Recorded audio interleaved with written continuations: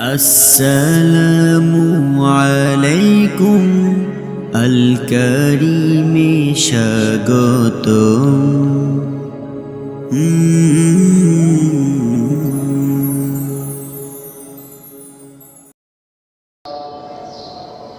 الحمد لله رب العالمين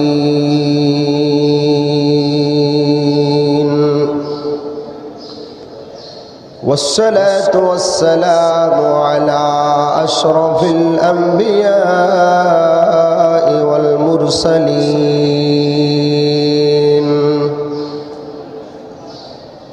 أما بعد فأعوذ بالله من الشيطان الرجيم بسم الله الرحمن الرحيم إنما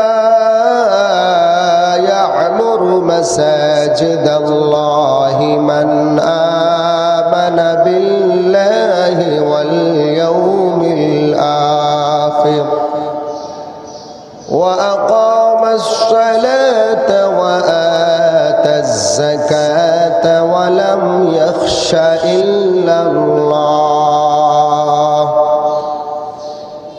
فعسى أولئك أن يكونوا من المهتدين وقال النبي صلى الله عليه وسلم إنما عمار المساجد هم أهل الله أو كما قال عليه الصلاة والسلام صدق الله مولانا العظيم وصدق رسوله النبي الأمي الكريم ونحن على ذلك لمن الشاهدين والشاكرين والحمد لله رب العالمين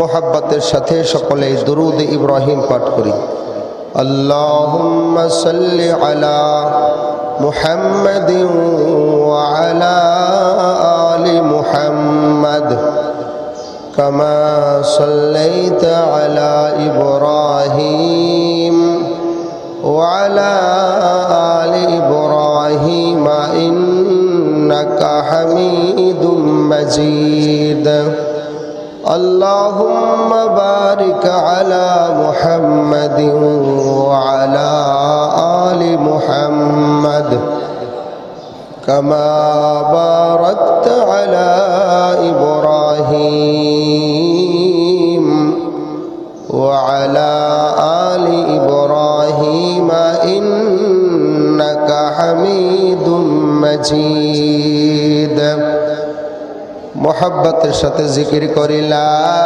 ইলাহা ইল্লাল্লাহ। এখনো যারা আশেপাশে ঘোরাফেরা করছি মেহেরবানি করে সকলেই মসজিদের ভেতরে চলে আসি লা ইলাহা ইল্লাল্লাহ।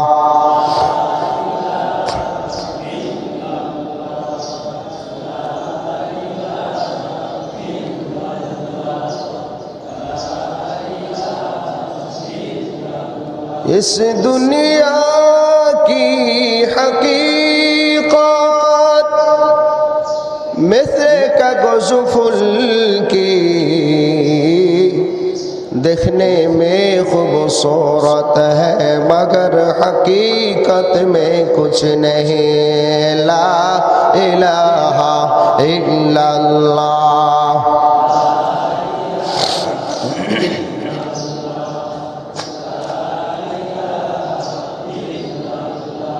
जगह जी लगाने के लिए ए दुनिया ने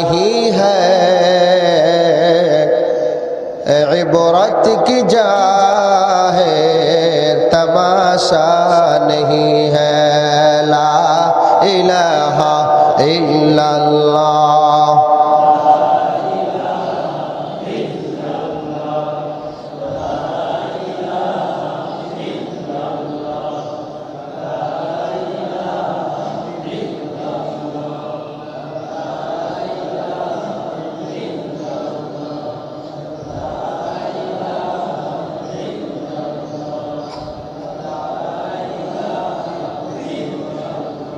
لا إله إلا الله محمد رسول الله।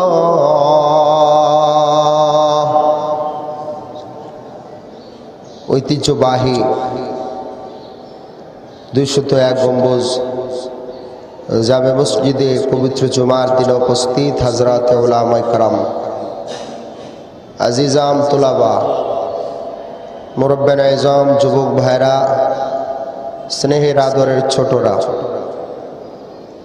এবং নিস্তালে অবস্থানরত সম্মানিত মুহতারিমা মা ও ভগ্নীগণ, দিল থেকে কালিমাত শুকর আদায় করছি যে মহান মনিব, যে মহান মালিক ফিতনা ফাসাদের জামানায় গুনাহের পরিবেশ থেকে বাঁচায়া পৃথিবীর ভিতরে শ্রেষ্ঠ জায়গা আল্লাহ তাআলার ঘর মসজিদে একত্রিত হয়ে জুমার নামাজের পূর্বে দ্বীনি কিছু আলোচনা করা এবং শোনার মতো সুযোগ যে মহান রব্বুল আলামিন আমাদেরকে দান করলেন, তিনার আলিশান দরবার শুকর গুজার করছি। সকলে বলি আলহামদুলিল্লাহ। আমি আপনাদের খেদমতে কোরআনে কারীমের 9 নম্বর সূরা, 10 নম্বর পারা, 8 নম্বর পৃষ্ঠা সূরাতুত তাওবার 18 নম্বর আয়াতে কারিমা তেলাওয়াত করেছি। সরকার দু আলমের পবিত্র জবান নিশ্চিত বাণী থেকে এক টুকরা হাদিসে পাক আপনাদের খেদমতে তেলাওয়াত করেছি। আল্লাহ রাব্বুল আলামিন তৌফিক দান করলে আয়াতে কারিমা এবং হাদিসকে সামনে নিয়ে আপনাদের মাঝে দ্বীনি কিছু কোরআন এবং হাদিস থেকে কিছু আলোচনা করব। আল্লাহ রাব্বুল আলামিন ইখলাসের সাথে আমলের নিয়তে আমাকে বলার, আপনাদেরকে শ্রবণ করার তৌফিক দান করেন। আর একটু জোরে বলি আমিন। তেলাওয়াতকৃত আয়াতে কারিমার ভেতরে আল্লাহ রাব্বুল আলামিন বলেন, ইন্নামা ইয়া'মুরু মাসাজিদাল্লাহ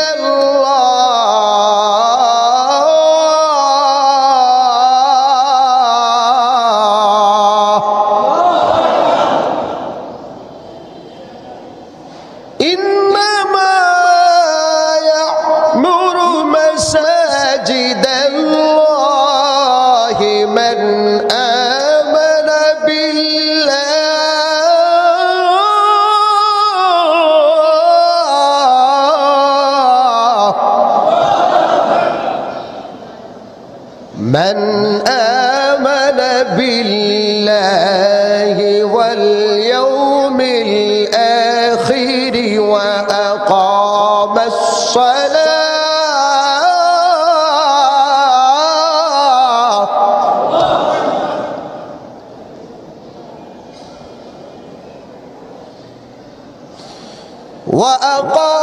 الصلاة وآتى الزكاة ولم يخش إلا الله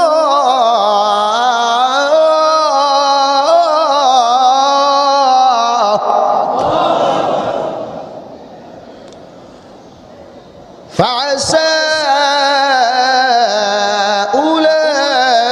أولئك أن يكونوا من المهتدين।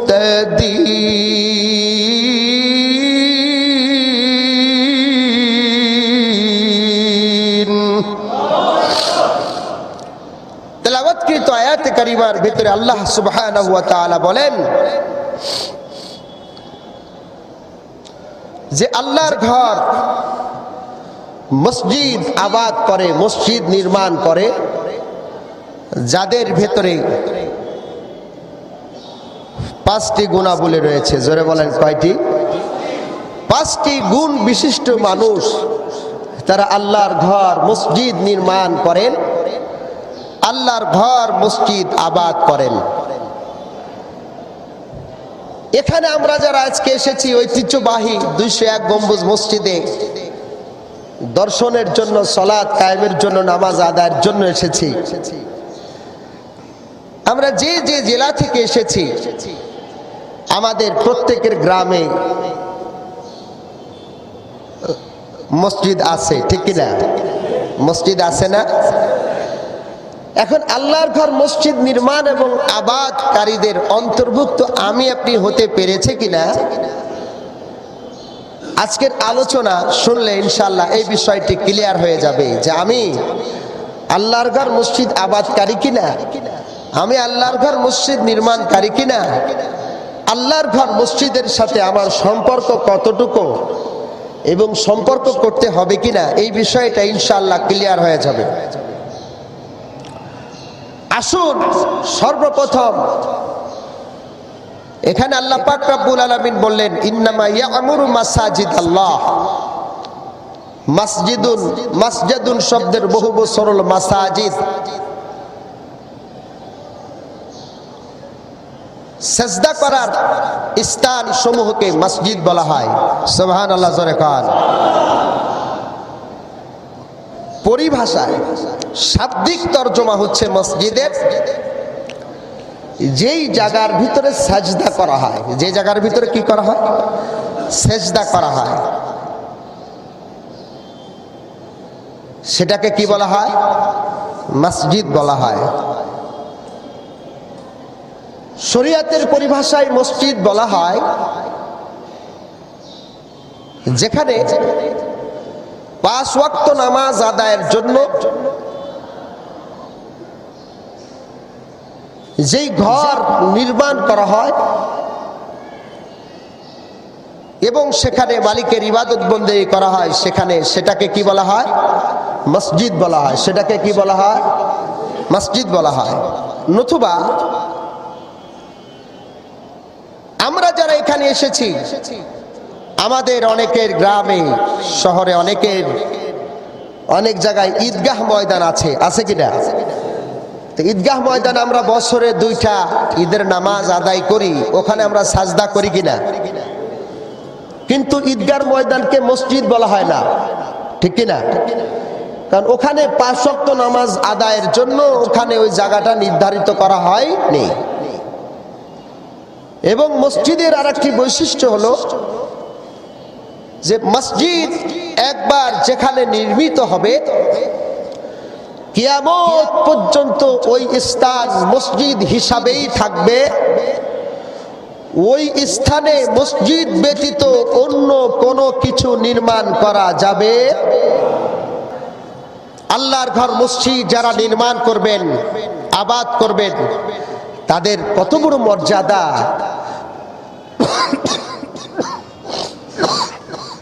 তাদের সম্মান কত বেশি। তাফসীরে ইবনে কাসিরের ভেতরে আল্লামা ইবনে কাসির রাহমাতুল্লাহি আলাইহি এই আয়াতের তাফসীরে বেশ কিছু হাদিস উল্লেখ করেছেন। তার ভেতরে প্রথম হাদিস তিনি উল্লেখ করছেন, قال النبي صلى الله عليه وسلم إذا رأيتم الرجل يعتاد المسجد فاشهدوا له بالإيمان। আল্লাহ নবী সরকার দো আলম বলে, এ পৃথিবীর মানুষ শোনো, যখন তোমরা জমিনের ভিতরে, আল্লাহর জমিনের ভিতরে এরকম কোন মানুষ দেখবে, এরকম কোন আল্লাহর বান্দাকে দেখবে, ইয়াতাদুল মসজিদা, তারা আল্লাহর ঘর মসজিদ নির্মাণ করে, আল্লাহর ঘর মসজিদ নির্মাণে সহযোগিতা করে, ফাসাদু লাহু বিল ঈমান, তোমরা তাদেরকে ঈমানদার বলে সাক্ষ্য প্রদান করো। নামাজ পড়লে ঈমানদার সাক্ষ্য দেওয়ার কোন হাদিস আছে? রোজা রাখলে নাই, হজ করলে নাই, ডাইরেক্ট আল্লাহর নবী বলেন যারা মসজিদ নির্মাণ করে তোমরা তাদেরকে ঈমানদার বলে সাক্ষ্য দাও। সুবহানাল্লাহ বলেন।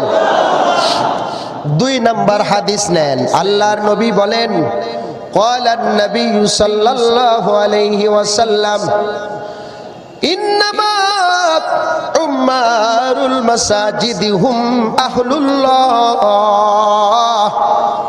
আল্লাহর নবী সরকার দো আলম বলেন যে যারা আল্লাহর ঘর মসজিদ নির্মাণ করে, আল্লাহর ঘর মসজিদ এরকম ভাবে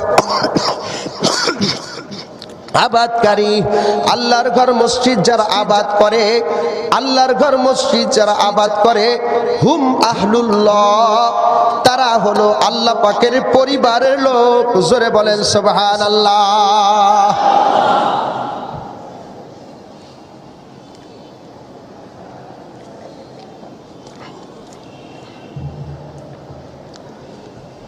এই দোস্ত আহবাবেরা, যারা আওয়ামী লীগ করে তারা নিজেদেরকে দাবি করে আমরা আওয়ামী পরিবারের লোক, ঠিক কিনা? যারা বিএনপি করেন তারা দাবি করেন আমরা বিএনপি পরিবারের লোক। জামাত ইসলাম, আমরা জামাত ইসলামের পরিবার ঘরনার লোক। ইসলামী আন্দোলন বাংলাদেশ করেন, চরমোনা করেন, আমরা চরমোনার লোক, ঠিক না? প্রত্যেকেই দাবি করেন, যার কারণে এই মুরগি চোর মুরগি চুরি করে ধরা পড়ার পরে ফোন দেয় নেতা, আমি তো মুরগি চুরি করে ধরা পড়ছি, দলের লোক তো কয় ওরে ছেড়ে দাও, ও আমার দলের লোক। কথা কন, ঠিক ঠিক না? আর যারা আল্লাহর ঘর মসজিদ নির্মাণ করবে, আবাদ করবে, কিয়ামতের কঠিন ময়দানে আল্লাহ তাআলা বলবেন এ ফেরেশতারা ওকে ধরে রাখিস না, ও তো আমার লোক, আমার পরিবারের লোক। সুবহানাল্লাহ জোরে বলেন। আমার পরিবারের লোক, ওকে ছেড়ে দাও। 2 নম্বর হাদিস। 3 নম্বর হাদিস নেন, এটাও তাফসীর ইবনে কাসিরের ভিতরে শেখ রাসূল করিম সাল্লাল্লাহু আলাইহি সাল্লাম বলেন, হাদিসে কুদসি আল্লাহ তাআলা নিজেই বলেন ওয়া ইজ্জতি ওয়া জালালি, আল্লাহ রাব্বুল আলামিন বলেন আমার ইজ্জতের কসম, আমার জালালিয়াতের কসম, আমার বড়ত্বের কসম করে আমি বলি, এই দুনিয়ার ভিতরে যখন মানুষ গুনাহ শুরু করে, জিনাকার যখন জিনা করে, ব্যভিচার নারী পুরুষ যখন ব্যভিচার শুরু করে, সুদখোর যখন সুদ ভক্ষণ শুরু করে, সুদি কারবার করে, জালেমরা যখন জুলুম করে, টেন্ডারবাজি করনেওয়ালারা যখন অন্যায়ভাবে টেন্ডারবাজি করে, এই দুনিয়ার ভিতরে যখন অন্যায় অপরাধে ভরপুর হয়ে যায়। ইতিপূর্বে যে আলোচনা করছিলাম যে আল্লাহ তাআলার ঘর মসজিদ নির্মাণ যারা করে, আবাদ যারা করে, তাদের মর্তবা কত বেশি। তো আল্লাহ রাব্বুল আলামিন পৃথিবীর ভেতরে শাস্তি দিতে চান, আযাব দিতে চান। আমাদের গুনাহ সমূহ আল্লাহ তাআলা যখন দেখেন, আল্লাহ তাআলা গুনাহের কারণে শাস্তি দিতে চান, কিন্তু এই পৃথিবীর ভিতরে 3 শ্রেণীর মানুষের দিকে যখন আল্লাহ তাআলার কুদরতি নজর পড়ে, কয় শ্রেণীর? 3 শ্রেণীর মানুষের উপর যখন আল্লাহ পাক রব্বুল আলামিনের নজর পড়ে, আল্লাহ তাআলা তখন তার আযাবকে হটায় নেয়। জোরে বলি সুবহানাল্লাহ। তার ভিতরে প্রথম ব্যক্তি হচ্ছে উম্মারুল মাসাজিদ, যারা আল্লাহর ঘর মসজিদ নির্মাণ করে, আল্লাহ পাক রব্বুল আলামিন তাদের উপর নজর পড়লে আল্লাহ পাকের দয়া হয়। সুবহানাল্লাহ বলেন। আর 2 নাম্বার মুতাহাব্বিনা ফিল্লাহ, যারা পরস্পর মহাব্বত এবং ভালোবাসার সম্পর্ক রেখেছে আল্লাহ তাআলার জন্য, আবার দুশ্মনী রেখেছেও আল্লাহ তাআলার জন্য, তাদের দিকে নজর পড়লে আল্লাহ পাকের দয়া হয় দুনিয়ার মানুষের উপর আযাব দিতে, গজব নাজিল করতে।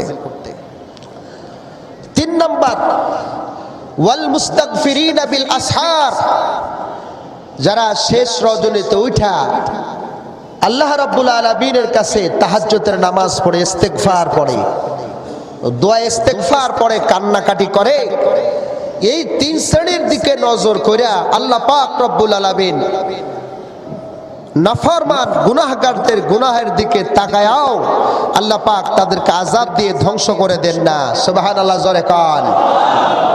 3 নম্বর হাদিস।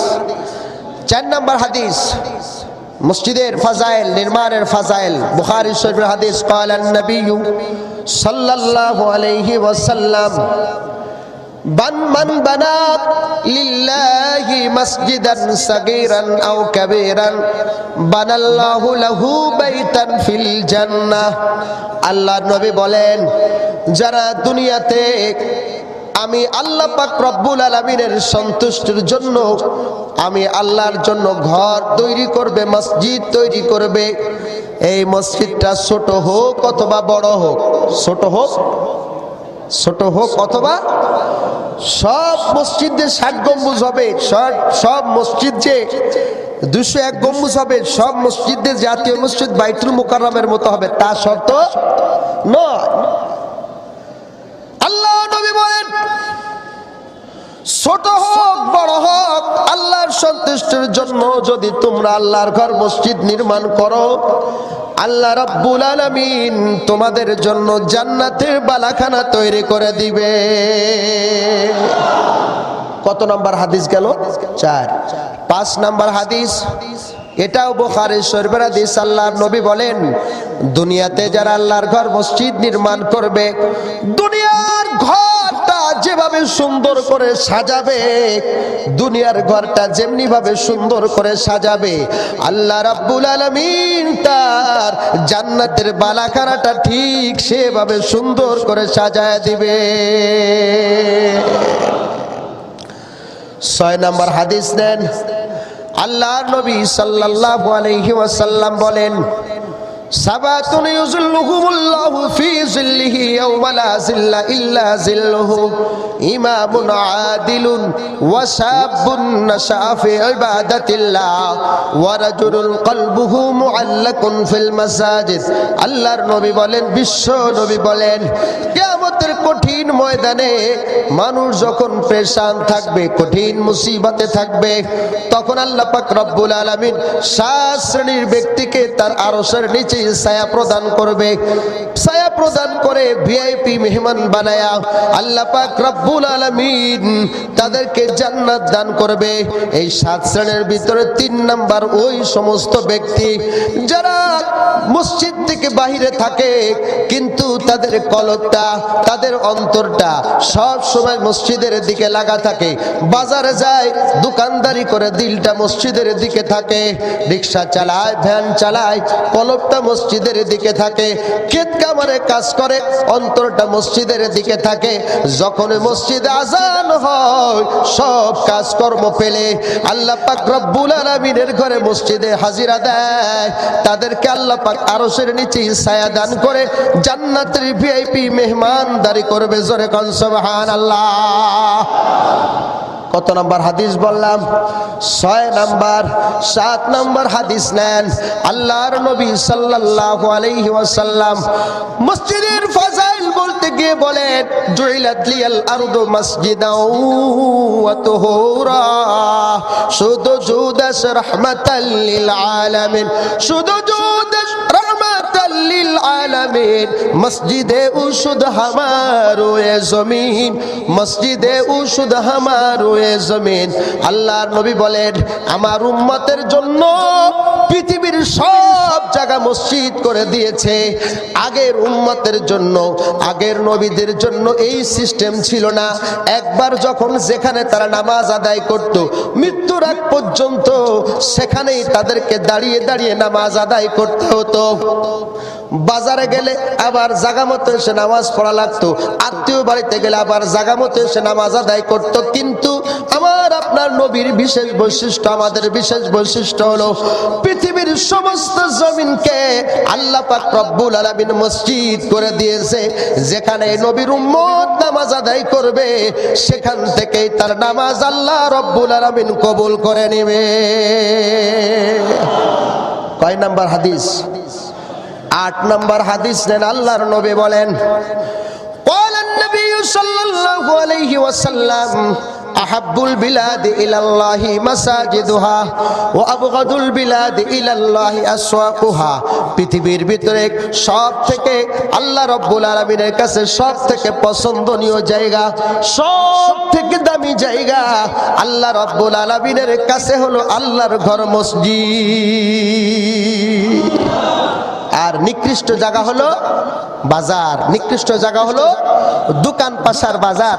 আচ্ছা, আজকে আপনারা 201 গম্বুজ মসজিদে যারা নামাজ আদায় করতে এসেছেন, আচ্ছা বলেন তো আপনাদের দেশে এলাকার ভেতরে মসজিদে লোক বেশি না দোকানে বাজারে লোক বেশি?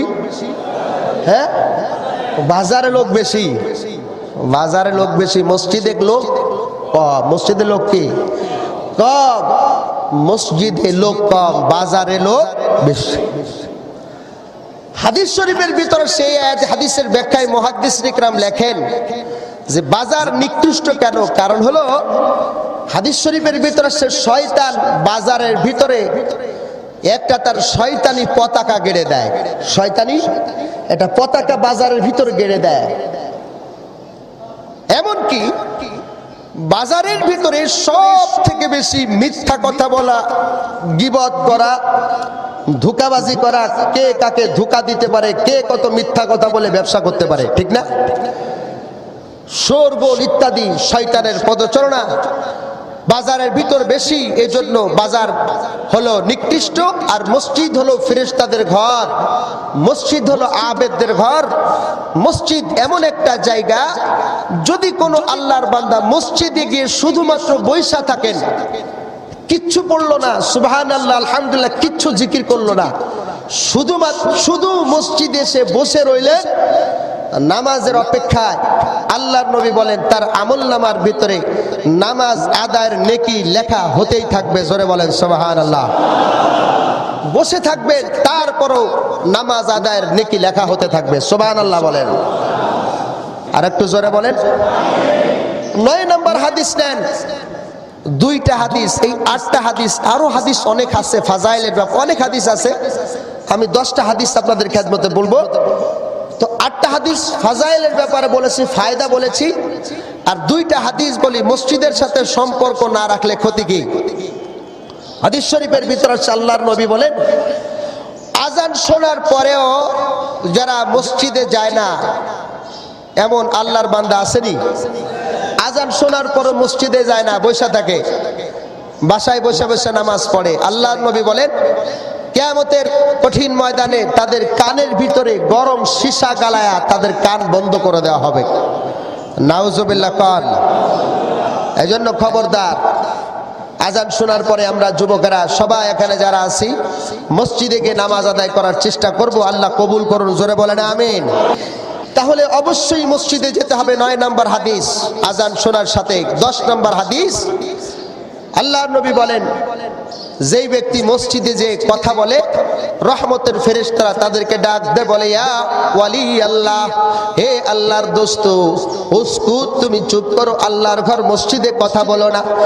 এরপরেও যখন ওই ব্যক্তি মসজিদের ভিতরে কথা বলা শুরু করে দেয় তখন ফেরেশতারা ডাক দেয়, বলে ইয়া আব্দাল্লাহ, হে আল্লাহর বান্দা, হে আল্লাহর বান্দা, উসকুত, তুমি কথা বলো না, তুমি চুপ থাকো, তুমি কথা বলিও না। প্রথম বলে আল্লাহর দোস্ত, আল্লাহ। এরপরে যখন কথা বলে বলে ইয়া আব্দাল্লাহ, হে আল্লাহর বান্দা, তুমি চুপ করো। এরপরেও যখন মসজিদের ভিতরে দুনিয়াবি কথাবার্তা শুরু করে দেয় তখন ফেরেশতা ডাকতে বলে ইয়া আদু আল্লাহ উখরুজ, হে আল্লাহর দুশমন, মসজিদ থেকে তুই এখনই বের হয়ে যা। আল্লাহর দুশমন বলে। এই হলো 10টি হাদিস।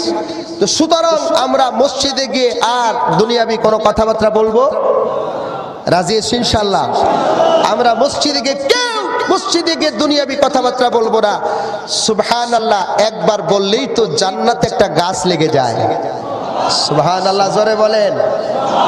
কর্তৃপক্ষ পরিচালনা আজকে এই পর্যন্তই। আমি দোয়া চাই আপনাদের কাছে, আপনাদের জন্য দোয়া করি আল্লাহ তাআলা আমাদের ঈমানের সাথে মওত নসিব করেন, ঈমানের সাথে আল্লাহ পাক আমাদের খাদেমা বিল খায়ের করেন। ওয়া আখিরু দাওয়ানা আলহামদুলিল্লাহি রাব্বিল আলামিন। আসসালামু আলাইকুম ওয়া রাহমাতুল্লাহ। Hey there. subscribe to my channel, and also press this bell icon, so you never miss any new updates, cause whenever we upload new video you will get a notification on your phone. Hey there, subscribe to my channel, and also press this bell icon, so you never miss any new updates, cause whenever we upload new video you will get a notification on your phone.